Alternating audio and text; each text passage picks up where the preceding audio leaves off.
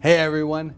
Since taking office in January, President Trump has been moving at warp speed.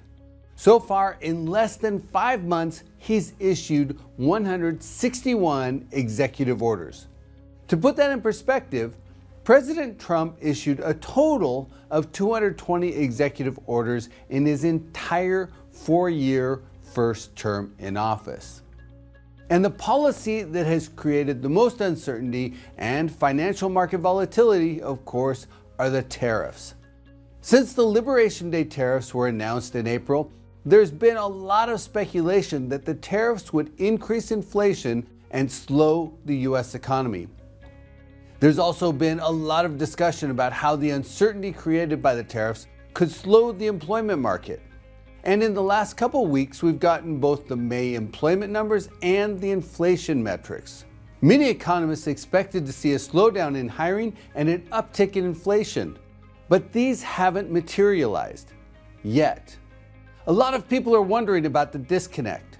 Why aren't we seeing signs of a slowdown in hiring? Why aren't we seeing inflation show up in the reports? And the answer, in my opinion, is that these types of shifts take several months to materialize in behavior changes and for the economic metrics to capture them. I need to say that structurally, the economy remains sound. Over the last 3 months, the US has added an average of 135,000 jobs per month.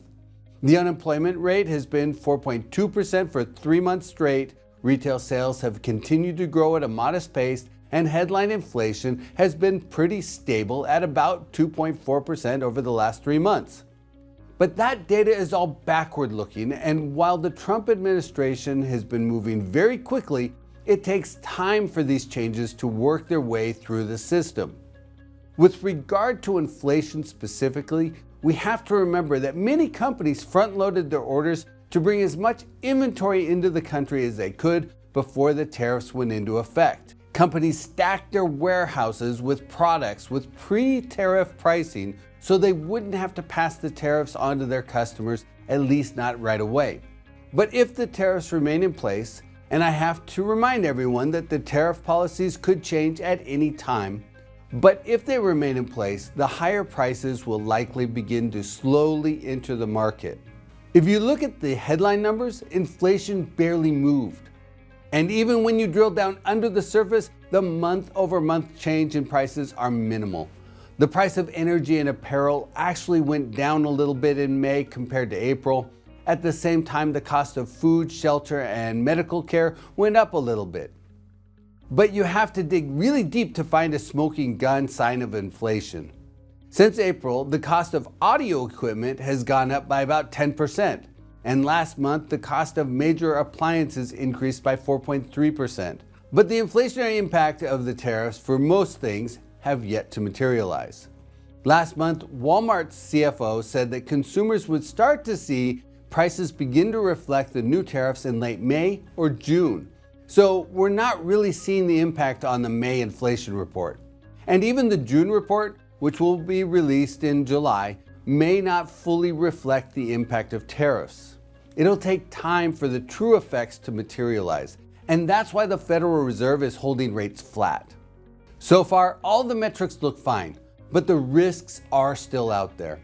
So, from a commercial real estate standpoint, what's all this mean? Basically, like the Federal Reserve, we're in a wait-and-see mode from an economic standpoint. But from an investment standpoint, I still believe that investors who take action today will be happy they didn't wait. Assuming there are no huge changes in the tariff policy, I believe the most significant short-term factor for investors will be interest rates.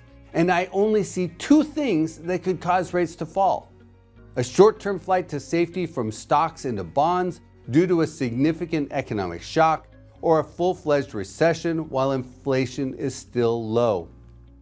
If we enter a recession while inflation is rising, I think the Fed would likely keep rates elevated.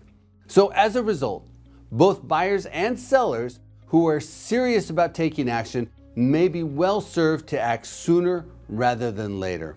If interest rates rise, it will just make getting a deal done that much more difficult. That said, I still believe the long-term performance outlook for commercial real estate remains positive. We may see some short-term choppiness driven by a variety of economic forces or even a recession. But fundamentally, supply risks are diminishing while demand drivers remain sound. And that's the key. That's the opportunity investors need to consider, the long-term drivers. That's why investors always need to keep their eyes on the horizon.